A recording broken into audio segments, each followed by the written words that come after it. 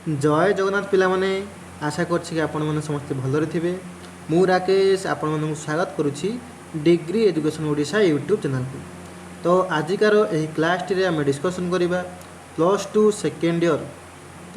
Second year history रो second chapter जहार कि नाम रही ऋग वैदिक युग एवं परवर्ती वैदिक युग।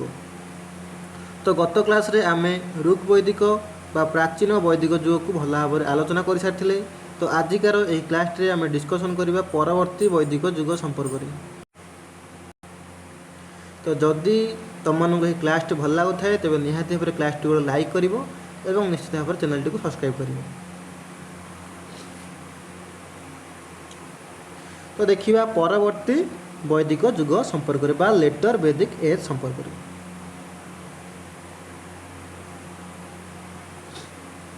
तो जो समय आर्य माने भारतर पूर्व एवं दक्षिण पूर्व आड़ को अग्रसर हो क्रमशः गांगेय उपत्यकार स्थायी भाव में बसवास आरंभ कले से ही समय को परवर्ती वैदिक युग नाम नामित करा जायछि। प्रायतः ख्रीष्टपूर्व 1000 रु ख्रीष्टपूर्व 500 पर्यंत परवर्ती वैदिक युग अब्याहत रही। तो यहीटा को पिला माने टिके नोट करिबा हला। तो जदि आमको पचार परवर्ती वैदिक युग बा लेटर वैदिक एज रो टाइम पीरियड बा समय काल केते थिला तेबे तार करेक्ट आंसर कोन होइबो ना ख्रीष्टपूर्व 1000 रु ख्रीष्टपूर्व 500 पर्यंत थिला लेटर वैदिक एज बा परवर्ती वैदिक युगर समय काल। तबे एही जुगरे यजुर्वेद सामवेद एवं अर्थववेद तथा ब्राह्मण आरण्यक एवं उपनिषद रचना कराइथिला। तेबे आमर प्राचीन वैदिक युगरे केवल ऋग्वेदटा आमर रचित होइथिला। मात्र परवर्ती वैदिक युगरे यजुर्वेद सामवेद एवं अर्थववेद कौन होइथिला ना रचित होइथिला एवं एहा सहित ब्राह्मण आरण्यक उपनिषद मध्य रचना करा जाइथिला।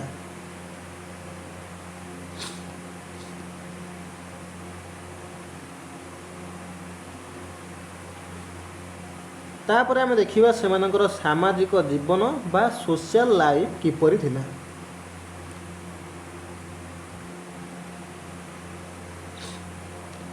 तो परवर्ती वैदिक युगरे सामाजिक अवस्था खूब जटिल हो पड़ता।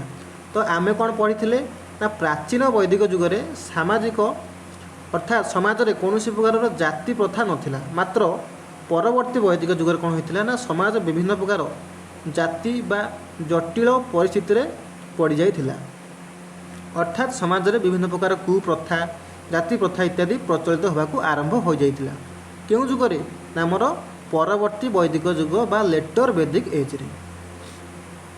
तेबे परवर्ती वैदिक युगरे सामाजिक अवस्था खूब जटिल हो पड़थिला।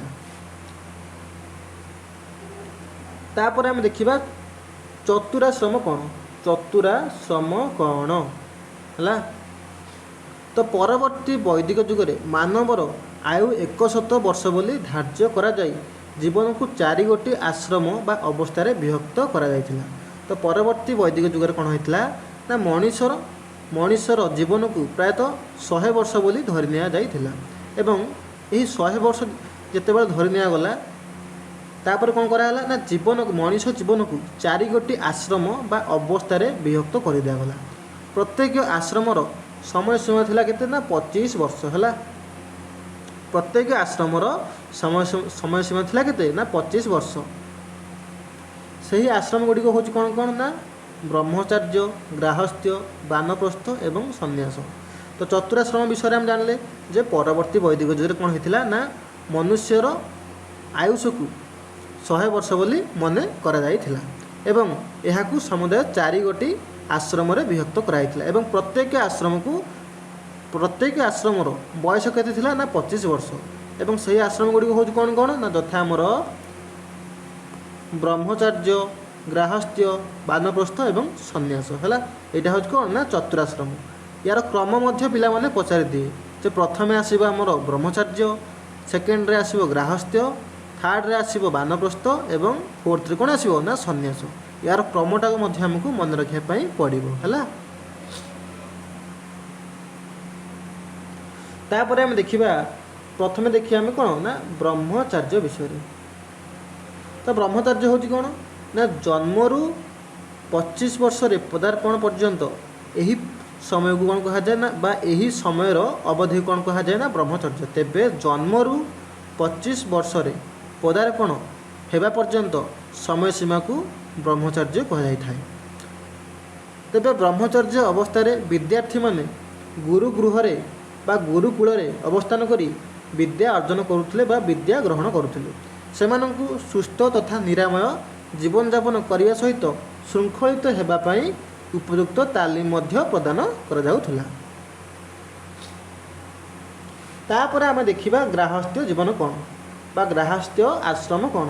तेबे ब्रह्मचर्यर आम जो प्रथम आश्रमटी रहा ब्रह्मचर्य कौन करा जाए ना एथिरे जन्मरू 25 वर्ष पर्यंत समय सीमा रही है। एवं एथिरे कौन करथांती ना ब्रह्मचर्य अवस्था विद्यार्थी माने गुरु आश्रम रही से माने विद्या लाभ करिथांती एवं सुस्थ तथा निरामय जीवन यापन करने श्रृंखलित हेबा होइथांती मध्य से।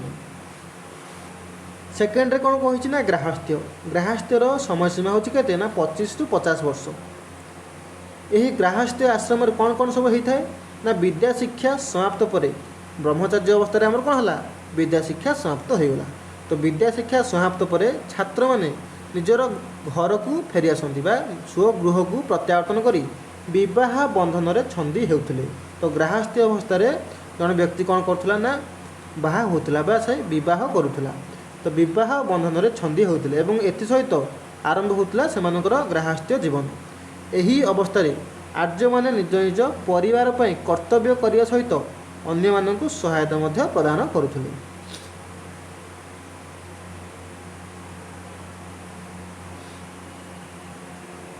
तापर आम देखा बानप्रस्थ कौन।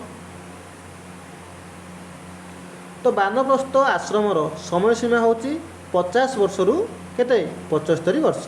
कारण आम प्रथम आलोचना करथिले कौन ना प्रत्येक आश्रम को 25 वर्ष लेखाएं भाग करा जाइछि। तेबे बानप्रस्थ आश्रमर समय सीमा होची 50 वर्ष रु 75 वर्ष।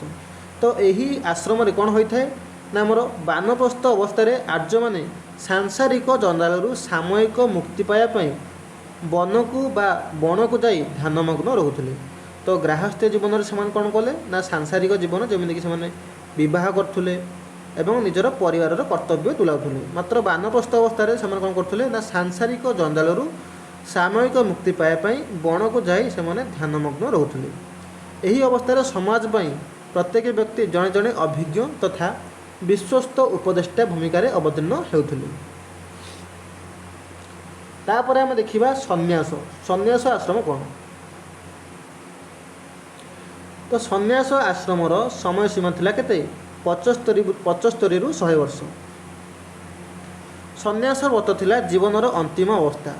यही अवस्था मनीष पार्थिव समस्त प्रकार मोह मायाजालू संपूर्ण भाव में मुक्त होई आध्यात्मिक ज्ञान अर्जन करने सहित किपरि भाव से निज मोक्ष प्राप्ति करिपारिबो सेतिप्रति से उद्यम करुथिला।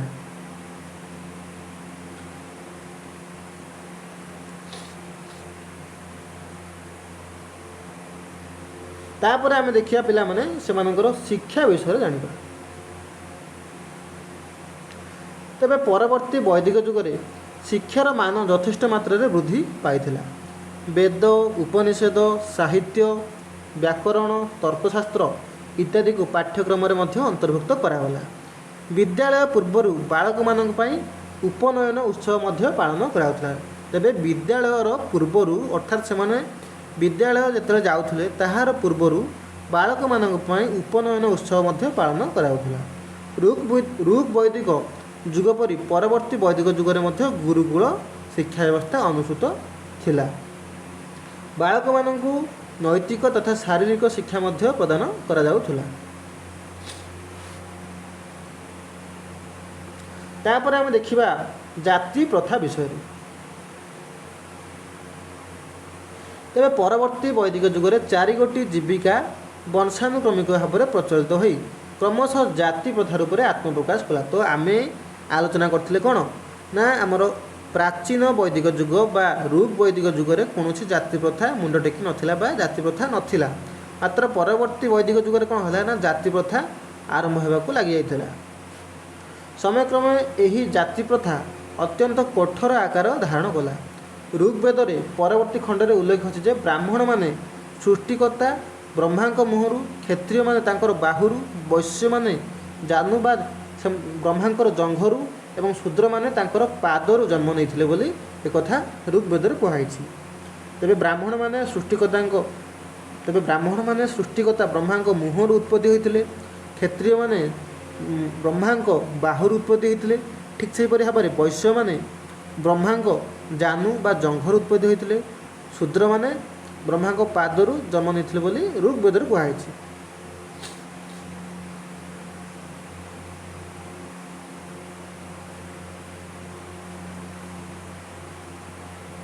तबे यही मंत्र रे सांकेतिक अर्थ है जे ब्राह्मण क्षत्रिय वैश्य एवं शूद्र माने होउछंती असमान जाति एवं सेमानक सामाजिक स्थिति और मर्यादा समान नुहे। ब्राह्मण मानक मुंड सहित तुलना कराउथा बेले शूद्र मानक पाद सहित तुलना करा जायछि। सामाजिक जीवन में ब्राह्मण माने उच्चतर वर्ण रूप में परिगणित हेले कारण समाज रे अन्य माने तांकरी माध्यम रे देवादेवी मानक सहित कथबार्ता करि पारुथुले। क्षत्रिय माने मध्य अशेष प्रशासनिक क्षमतार अधिकारी हेले। जे ब्राह्मण माने कौन करुथुले, ब्राह्मण माने देवादेवी को पूजा पाठ करुथुले एवं क्षत्रिय माने कौन करुथुले, क्षत्रिय माने बाह्य शत्रु मानकर आक्रमण निज देश को रक्षा करुथुले, अर्थात क्षत्रिय माने युद्ध कार्य करुथुले। ठीक से भाव में वैश्य माने कौन करुथुले ना विभिन्न प्रकार वाणिज्य व्यवसाय एवं कृषि करुथुले। मात्र शूद्र माने कौन करुथुले ना अन्य तीन जातिंकर सेमाने सेवा करुथुले। वैश्य माने पूर्वपरि वाणिज्य व्यवसाय लिप्त रहिले, शूद्र मानक अवस्था क्रमशः अधिक धीरे धीरे शोचनीय हो पड़ा। सेमाने धर्मीय कार्य संपादन तथा धर्मशास्त्र अध्ययन मध्य वंचित हेले। कालक्रमे बहु उपजाति सृष्टि होबारु सामाजिक जीवनचर्या मध्य अनेक गुड़िए प्रतिबंधक देखा देइथिला।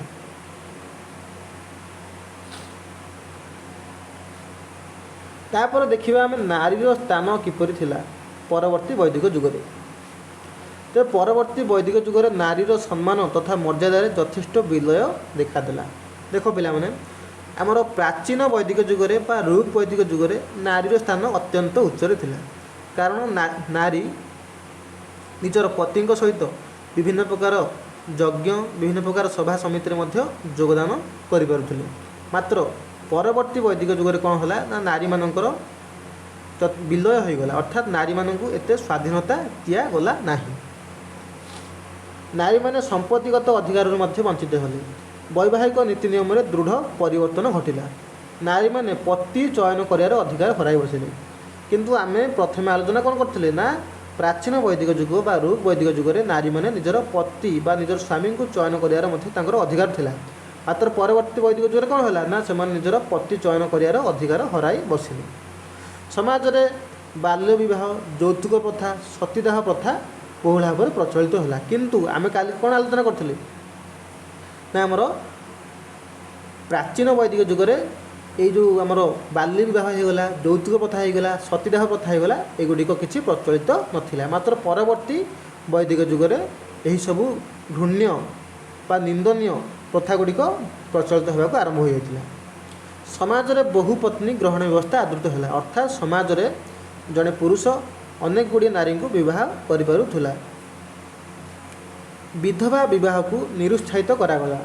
आम कौन आलोचना करथिले ना आमर ऋग वैदिक जुगरे जड़े नारी यदि विधवा होता तान से कौन करुला ना से परवर्ती मुहूर्त में अन्य जन को विवाह करिपारुथुला। मात्र आमर परवर्ती वैदिक जुगरे कौन है ना जड़े विधवा नारी आउ विवाह करिपारु नथिला। सुतरां परवर्ती वैदिक जुगरे नारी मानकर अवस्था यथेष्ट विलय घटवार समाज कलुषित धीरे धीरे हो जाइथिला। तापर हम देखिबा सेमानकर अर्थनैतिक व्यवस्था संपर्क में। तो परवर्ती वैदिक जुगरे आर्य माने अर्ध जाजावर जीवन को प्रत्याख्यान करी अर्ध जाजावर अर्थ होची जाजावर अर्थ होची कौन ना कौन गोटे स्थान रे स्थायी भाव में बसवास नकरी जो स्थान में खाद्य बा आम पानीय मिलला आम से स्थान को केवल घूरी बुली था। मात्र अर्ध यादावर अर्थ हूँ कौन ना मनकर कि गोटे स्थान में आम कि दिन रहा पुणी तापर अन्य गोटे जगह को पलैया यहाँ हूँ कौन ना अर्ध यादावर। तेणुक कौन कही ना परवर्ती वैदिक जुगे आर्य मैंने अर्ध यादावर जीवन को प्रत्याख्यान कर स्थायी भाव से गोटे गोटे जगार गोटे निर्दिष्ट स्थान में से स्थायी भाव में बसवास कले एवं कृषि को जीविका भाव में आदरी नेले। परवर्ती समय वाणिज्य व्यवसाय यथेष्ट प्रसार घटी।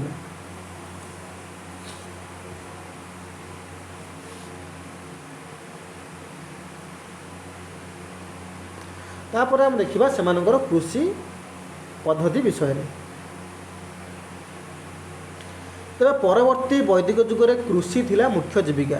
तो आमर ऋग वैदिक जुगे प्राचीन वैदिक जुगे कृषि थिला आमर मुख्य जीविका। ठीक से भाव में परवर्ती वैदिक जुगे लोक मानकर मुख्य जीविका थिला कौन ना कृषि।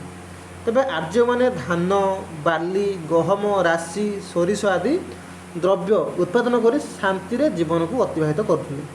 परवर्ती वैदिक ग्रंथ गुड़िक उल्लेख अच्छी जे लंगल 8, 12 और 20 गोटी बलद जोचा होउथुला बा सेमाने जोड़ी हल करुथुले।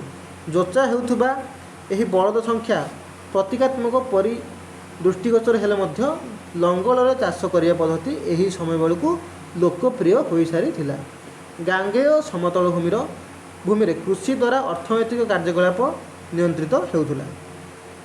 कृषि क्षेत्र में लौह उपकरण व्यवहार बहुल भाव में वृद्धि पाइला। यहाँ पिला माने नोट करो।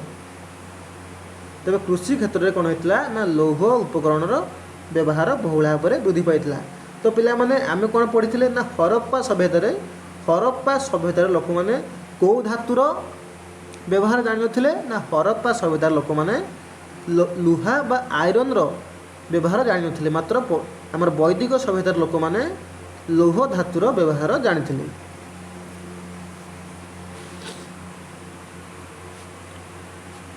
तापर आम से पशुपालन विषय जानिबा।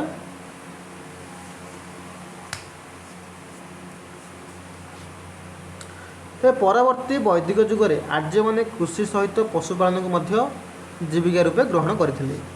सेमाने गाई महिषी छेली मेंढा घोड़ा इत्यादि गृहपालित पशु भाव में लालन पालन करथिले। पशु मानक निमंते पर्याप्त परिमाणर चारण भूमिर व्यवस्था मध्य करा जायथिला। तापर आम देखा से कुटीर शिल्प अर्थात कौन अर्थात क्षुद्र क्षुद्र शिल्प जमीक आम लुगा बुणवा होगला आमर विभिन्न प्रकार तंत्र काम स्वर्ण काम एगुड़ी सब छोट छोट शिल्प को कौन कहुए कुटीर शिल्प बोली कहुए। तेबे एही जुगरे ग्राम्य शिल्पर यथेष्ट उन्नति घटीला। स्वर्णकार तंती चर्मकार कमार कुंभार बारिक इत्यादि कारीगरी कौशल यथेष्ट पारंगम थिले। सेमाने प्रचुर परिमाण में वस्त्र लौहद्रव्य जोता अस्त्र आदि निर्माण करुଥିଲେ। तेबे टीण सीसा रूपा लुहा आदि धातु बहुल भाव में व्यवहृत होता। नारी माने वस्त्र बयन कार्य मध्य नियोजित थिले। तापर आम देखा से विनिमय व्यवस्था विषय। तेबे एक बणिक गोष्ठीर आविर्भाव संपर्क में वेदर मध्य उल्लेख कराई। ऋण एवं श्रेष्ठान वर्णनारू प्रतीत हुए जे वाणिज्य व्यवसाय रे प्रसार निमंते निगम सृष्टि कराइतला। पिला माने एटा टिके नोट करो। तेबे परवर्ती वैदिक जुगरे वाणिज्य व्यवसाय प्रसार निमंते कौन सृष्टि होइतिला ना निगम गुड़िक सृष्टि कराइतिला। एटा को पिला माने भला भाव टिके नोट करियो। जोड़ा को मैं कहूँ नोट करिया पई एटा गोटे पिला माने मन देकिना नोट करो। तेबे विनिमयर माध्यम थिला निस्म शतमान एवं कृष्णाण। तेबे विनिमयर माध्यम कौन थिला ना निस्म शतमान एवं कृष्णाण।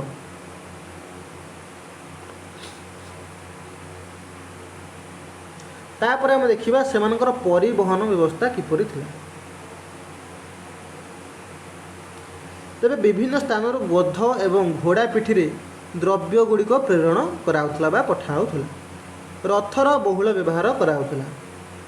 नौ वाणिज्य क्षेत्र में नौका एवं जहाज व्यवहार कराଯାଉଥିଲା। ओट एवं हाथी को मध्य अनेक गुड़िक कार्य नियोजित कराଯାଉଥିଲା। विभिन्न जनपद तथा मथुरा, अयोध्या, कुरुक्षेत्र, प्रयाग इत्यादि मध्य जोगाजोग स्थापन कराଯାଉଥିଲା।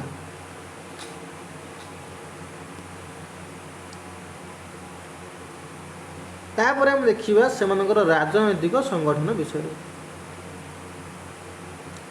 तबे परवर्ती वैदिक जुग में वंशानुक्रमिक राजतंत्र शासन प्रचलित थिला। तबे आमे यह पूर्व आलोचना करथिले कोन आलोचना करथिले ना ऋग वैदिक जुग बा प्राचीन वैदिक जुग में मध्य आमर राजनैतिक संगठन केमि थिला ना वंशानुक्रमिक थिला एवं राजतंत्र थिला एवं परवर्ती वैदिक जुग में मध्य राजतंत्रटा आमर वंशानुक्रमिक ही थिला। शासन परिचालना क्षेत्र में प्रजा मानकर भूमिका अनेकांश ह्रास पाई। शासन परिचालना क्षेत्र में प्रजा मानकर भूमिका ह्रास पाई जेहेतु राजतंत्र थिला शासनटा आमर तेणुक शासन परिचालना क्षेत्र में प्रजा मानकर भूमिका अनेकांश कमी जाइथिला।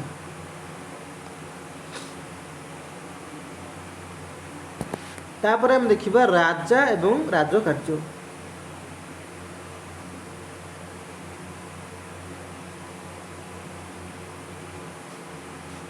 तेज परवर्ती वैदिक जुगरे राजांक क्षमतार यथेष्ट वृद्धि घटी। जनपद गुड़िकर परिसीमा को वृद्धि कराई सेगुड़िक राष्ट्रर मान्यता प्रदान कराइथिला।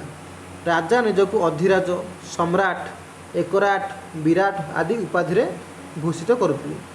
शतप्रथ ब्राह्मण रे उल्लेख अछि जे राजा हेउछन्ति प्रजापति बा ब्रह्मांकर प्रतिनिधि, एणु से एक होई मध्य अनेकंकु शासन करନ୍ତି।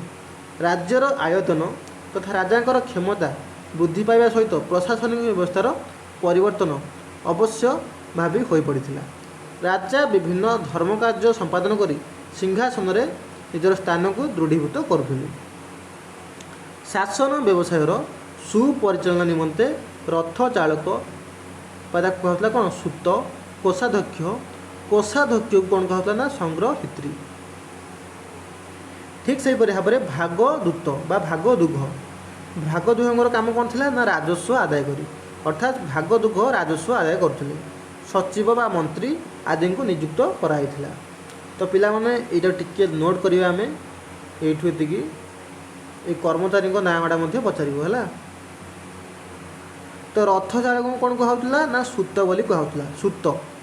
कोषाध्यक्ष, कोषाध्यक्ष को कौन कहला ना संग्रहित्री। भागदूघ, भाग एठी पिला माने टिके स्पेलिंग मिस्टेक हेजी, भागदूघ एटा हबो हला। तो भागदूघर काम कौन ना से राजस्व आदाय करथुले हला। ए पोस्ट गुडी मन रखिबो। तापर जीवा आगु प्रजा मानकर हित साधन एवं प्रचलित आईन सुरक्षा राजांकर परम कर्तव्य बोली विवेचना करागला। राजा अश्वमेध यज्ञ संपादन करी निज राज्य उपर थिबा प्रभुत्व को जाहिर करिया को लागिले।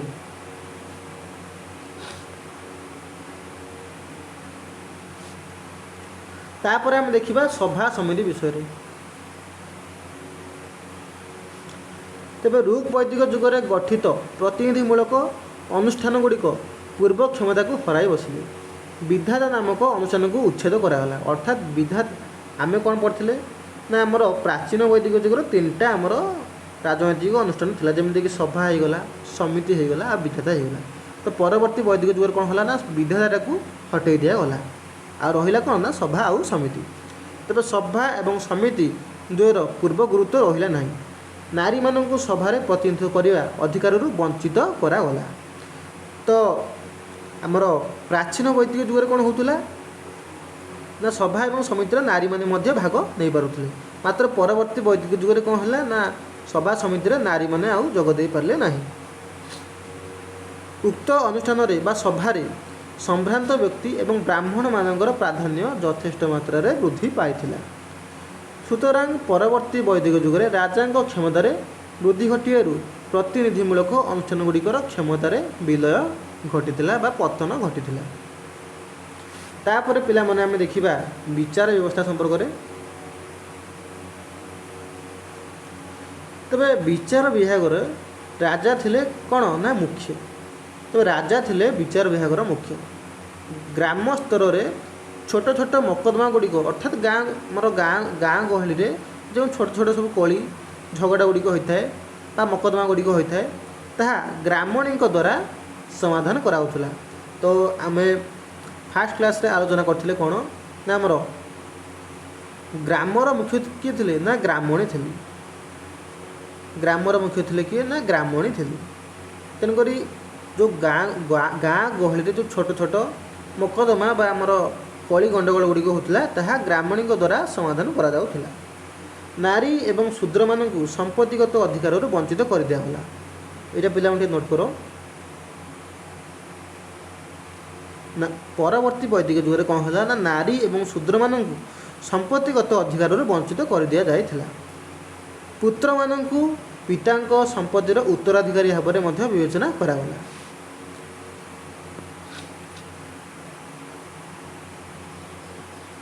तापर आम देखिए पिला माने सेमानकर धर्म विश्वास किपरि थिला। तेबे परवर्ती वैदिक जुगरे धर्म विश्वास क्रमशः अधिकरु अधिक जटिल आकार धारण करथिला। एइटा होछि पिला माने परवर्ती वैदिक जुगर सबुठारु निंदनीय स्थिति जे धर्म विश्वास रे सबुठारु अधिकरु अधिक जटिल आकार धारण करथिला। अर्थात आम एक प्रकार कहि परिया जे प्राचीन वैदिक जुगरे कौन होता ना आर्य मैंने साधारणतः प्रकृतिर विभिन्न रूप को पूजा करुले एवं सेमानकर पूजा पद्धति अत्यंत सरल एवं निराडंबर थिला। मात्र परवर्ती वैदिक जुगरे कौन है ब्राह्मण मानक द्वारा पूजा पद्धति अधिक धीरे धीरे जटिल हो पड़ी थिला। तेणु आमर परवर्ती वैदिक जुगरे कौन होता ना ब्राह्मण मानकर प्राधान्य अधिक विस्तार होइथिला। तेणु नूतन देवादेवी आविर्भाव कारण प्रकृतिर उपासनार विलय देखाला। देख आम कौन जानी ना आमर प्राचीन वैदिक जुगे कौन होता ना आर्य माने आमर प्रकृतिर विभिन्न रूप को जमी नदी हो जाऊ पर्वत हो जाऊ जल हो जाऊ एगुड़ी से पूजा करते। मात्र परवर्ती वैदिक जुगे विभिन्न प्रकार देवादेवी आविर्भाव जो प्रकृतिर उपासना पूरापूरी भाव में लिभि जाइथिला विलय होइथिला। तापर आम देखिबा नूतन देवादेवी अभ्युदय विषय। तो परवर्ती वैदिक जुगरे इंद्र एवं वरुण सेमानकर पूर्व गुरुत्व को हराई बसिले। ब्रह्मा विष्णु एवं महेश्वर आदि नूतन देवता को उपासना करागला। ब्रह्मा को सृष्टिकर्ता विष्णु को पालनकर्ता महेश्वर को संहारकर्ता रूपे आराधना करागला। तेबे ब्रह्मा होउछन्ति कौन ना सृष्टिकर्ता अर्थात आमर पृथ्वीर सृष्टिकर्ता भाव में निगला। विष्णु कौन कले ना पालन कले और महेश्वर बा शिव को संहारकर्ता रूप में आराधना करागला। सृष्टिकर्ता भाव में ब्रह्मा उच्चतम स्थान अधिकारी होइथिले।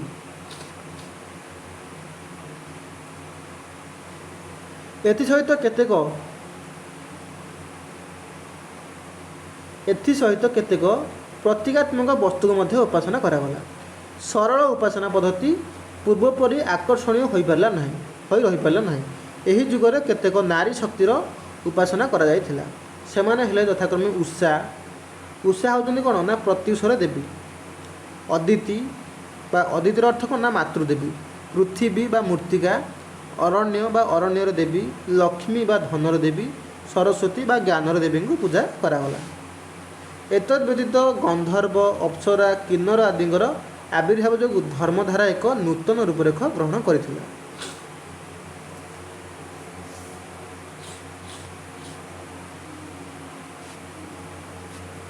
तापर हम देखिबा सेमानकर पूजा पद्धति विषय। तो परवर्ती वैदिक जुगरे कौन है ना धर्म अनुष्ठान गुड़िक जटिल और क्रियाबहुल हो पड़ता। पूजा पद्धति जटिल आकार धारण कला। पशु बलि यज्ञर एक प्रधान अंश रूप में परिगणित है। अर्थात यज्ञ गोटे है माने पशु बलि से दौले जहाँकि गोटे निंदनीय प्रथा थिला। धर्म भीतर को कुसंस्कार और अंधविश्वास प्रवेश कला। भूत प्रेत डाहाणी चिरुकुणी पिशाच मंत्रतंत्र गुणिगारेडी वशीकरण इत्यादि प्राधान्य वृद्धि पाइला।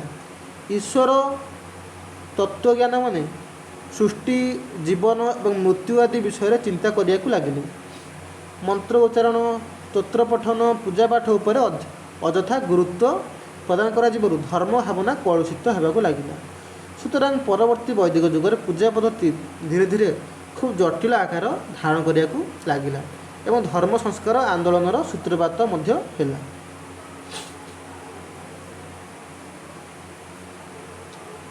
ତାପରେ ପିଲାମାନେ ଆମେ ଦେଖିବା ବ୍ରାହ୍ମଣ ଜାତିର ପ୍ରାଧାନ୍ୟ, ଅର୍ଥାତ୍ ପରବର୍ତ୍ତୀ ବୈଦିକ ଯୁଗରେ କ'ଣ ପାଇଁ ବ୍ରାହ୍ମଣ ଜାତିର ପ୍ରାଧାନ୍ୟ ଅଧିକ ବୃଦ୍ଧି ପାଇଥିଲା। ତେବେ ପରବର୍ତ୍ତୀ ବୈଦିକ ଯୁଗରେ ବ୍ରାହ୍ମଣ ବା ପୁରୋହିତ ଶ୍ରେଣୀର ପ୍ରାଧାନ୍ୟ ଯୋଗୁଁ ଧର୍ମ ଭାବନା ଜଟିଳ ହୋଇପଡ଼ିଥିଲା। ପୁରୋହିତମାନେ ହସ୍ତକ୍ଷେପ ବିନା କୌଣସି ଧର୍ମ କାର୍ଯ୍ୟ ସମ୍ପାଦନ ସମ୍ଭବପର ହୋଇପାରିଲା ନାହିଁ। ବ୍ରାହ୍ମଣମାନଙ୍କୁ ସ୍ୱର୍ଣ୍ଣ, ଗୋଧନ, ବସ୍ତ୍ର ତଥା ମୁଦ୍ରା ଆକାରରେ ଦକ୍ଷିଣା ପ୍ରଦାନ କରାଗଲା। ସବୁ ବର୍ଗର ଜନସାଧାରଣ ପାପ ପୁଣ୍ୟ ଭୟରେ ପୁରୋହିତ ଗୋଷ୍ଠୀର ଉପଦେଶ ପାଳନ କରିବା ପାଇଁ ବାଧ୍ୟ ହେଲେ।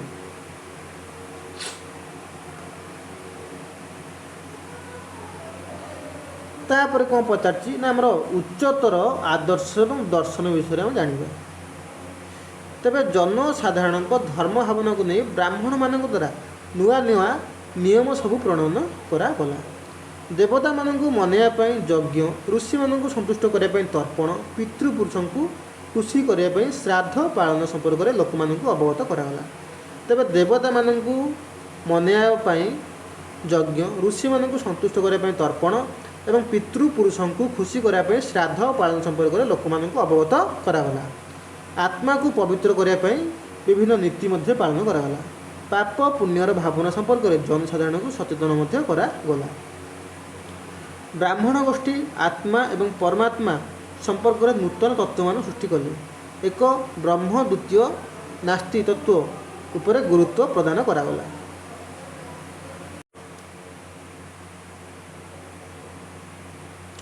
ତାପରେ ଆମେ ଦେଖିବା କର୍ମବାଦ ମୋକ୍ଷ ପ୍ରାପ୍ତି କ'ଣ। ତେବେ ପରବର୍ତ୍ତୀ ବୈଦିକ ଯୁଗରେ କର୍ମ ଉପରେ ଯଥେଷ୍ଟ ଗୁରୁତ୍ୱ ପ୍ରଦାନ କରାଯାଇଥିଲା। ଉତ୍ତମ କର୍ମ ଦ୍ୱାରା ମୋକ୍ଷ ପ୍ରାପ୍ତି ସମ୍ଭବ ହୁଏ ବୋଲି ବିଶ୍ୱାସ ଜନ୍ମିଲା। ମୃତ୍ୟୁ ପରେ ପରମାତ୍ମା ସହିତ ଆତ୍ମାର ମିଳନ ହୁଏ ବୋଲି ମଧ୍ୟ ଆମର ହୃଦବୋଧ ହେଲା। ହୀନ କର୍ମ ବା ଖରାପ କର୍ମ ଯୋଗୁଁ ମଣିଷକୁ ବାରମ୍ବାର ଜନ୍ମ ନେବାକୁ ପଡ଼ିଥାଏ ବୋଲି କୁହାଗଲା। ପୁନର୍ଜନ୍ମରୁ ମୁକ୍ତି ପାଇବା ପାଇଁ ଜନସାଧାରଣଙ୍କ ମନରେ ବ୍ୟଗ୍ରତା ସୃଷ୍ଟି ହୋଇଥିଲା। ଅର୍ଥାତ୍ ଲୋକମାନଙ୍କ ମନରେ କେଉଁଥିପାଇଁ ବ୍ୟଗ୍ରତା ସୃଷ୍ଟି ହେଲା ନା ପୁନର୍ଜନ୍ମରୁ ଆମେ କେମିତି ମୁକ୍ତି ପାଇବୁ। ଏହାର ପ୍ରତିକାର ସ୍ୱରୂପ ପୁରୋହିତମାନେ ବିଭିନ୍ନ କ୍ରିୟାକର୍ମ ସମ୍ପାଦନ ନିମନ୍ତେ ଲୋକମାନଙ୍କୁ ପ୍ରବର୍ତ୍ତାଇଥିଲେ।